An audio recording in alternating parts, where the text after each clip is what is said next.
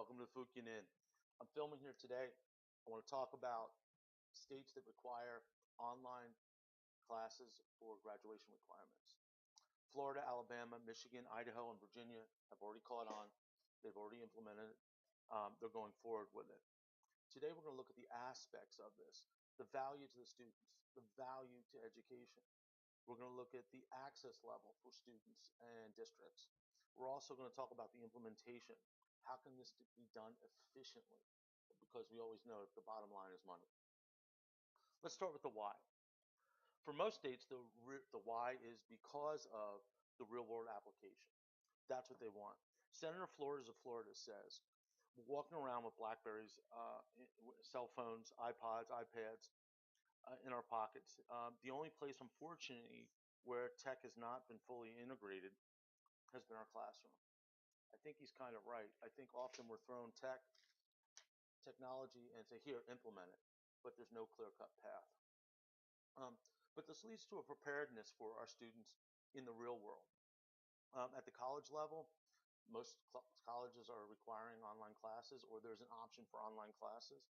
Those of us who are in the workforce know that this is an easy catch for us and for the workforce. When we enter the workforce, how many of our employers now require online virtual trainings, online virtual meetings? And for our students who are not acclimated to this, it could be a detractor when they're entering the workforce. Look, we're even doing it here today. The value of preparing students for the next step is priceless. Um, but there is a price tag. There always is. In Idaho, their bill had to be watered down due to it canceling out 770 teaching jobs in order to upgrade their technology. Uh, it was still passed, but the amount of online classes was lowered. Two of the largest concerns that we were being faced are money and access. How are one of the questions we need to look at is how the impoverished schools are going to pay for this retrofit, because it's amazing the amount of money that's required to retrofit. Um, One other way that school districts and states can do this is by outsourcing. Florida just happens to be in a great position with this outsourcing because they have a state-funded virtual academy, and also they have the nation's largest number of online schools in their state, so there's always a choice.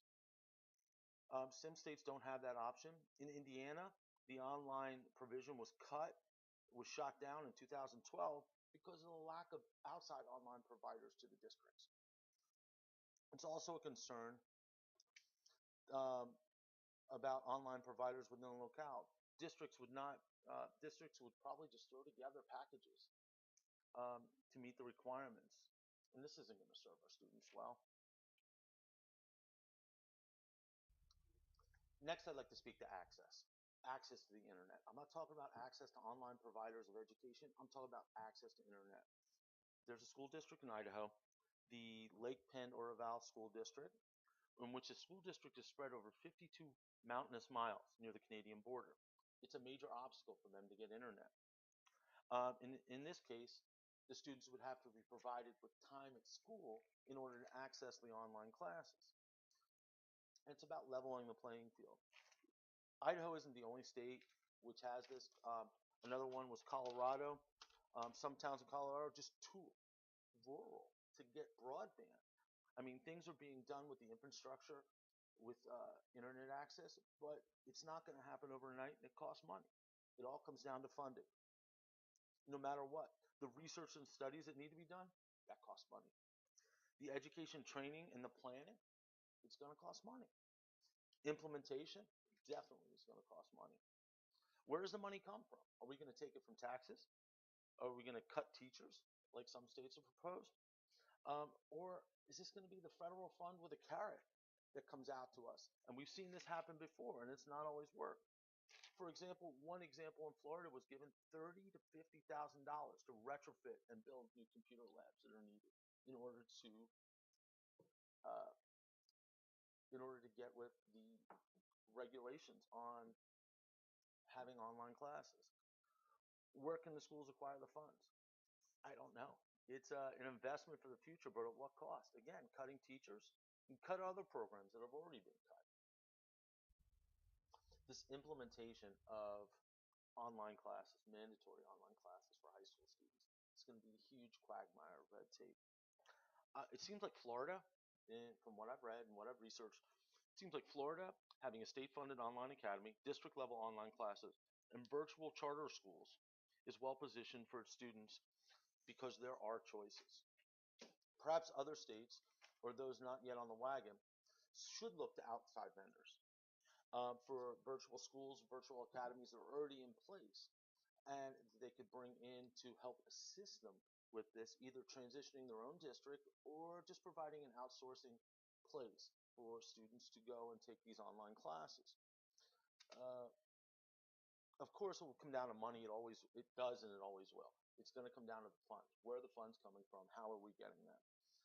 There's an upside to all this, and that's preparing our students for the workforce, preparing them for what's after high school. But it comes at a cost. There's a quagmire of ways to implement this.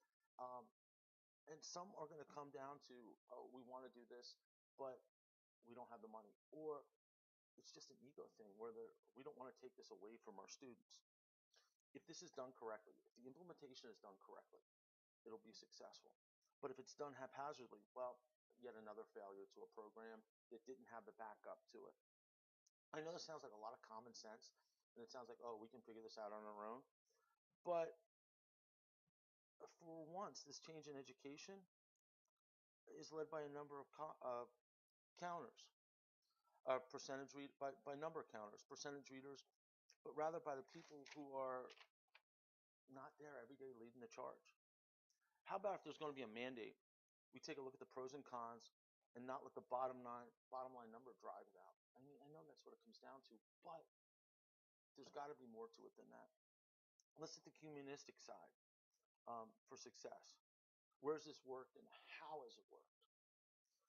If Florida's wide range of providers has helped offset the cost and help with implementation, why aren't other states following suit instead of keeping those other vendors out? I mean, it's not like some of these other vendors aren't with backup. They have the state certified teachers. They have teachers that have been trained. Um, why not use them as a resource? Is it ego? Is it attitude? Is it just, oh no, we got to keep the old guard in place and we can't do this? Steps are being made across the country to level out the playing field with internet. Comcast Corporation uh, has done something to boost their uh, broadband access to the nation, and they're also offering Comcast Broadband Essentials program for the students that qualify for free and reduced lunches under the national programs. Again, the bottom line of all of this, it's not going to be whether it works or whether it doesn't work. It's going to come down to the money. How are these states doing it? You know, if Florida has all those choices, I think that helps. The cause, again, the bottom line for all this comes down to money. It comes down to that implementation. Can we implement this so there's a level playing field across the board for all students in all states? Can we do this without the reduction of teachers? Because we know that teachers are needed in order to help assist our students, even in the virtual world. We need them there to help guide the students, to help frame that. There are certain things that just can't be taught virtually. One reference was made to a teacher teaching dance. How can you teach a dance class without being there to correct and fix some of those classes? Or, again, the final cost comes down to money. How can we implement this? How can it be done? How much tech is needed? We don't know. We don't know what the schools already have in place. The districts have to figure that out. They have to come to some conclusion. Also, we don't want to cut teacher jobs. We already stated that. We don't want to cut teacher jobs. It's the last thing we need with the amount of students that are needed and the amount of backup that they're needed in order to educate them. Let's face it, we're coming to a day where a lot more is needed for students. Students require a lot more attention. How much is needed? We don't know. We have to go through it. We have to look at all this, and we have to compound it. And then we have to figure out, how can we pay for this? How can we get the money without cutting our teachers, without um, losing that for our students? Okay, these are my thoughts. Come to you live from the Fukian Inn today. I hope you enjoyed.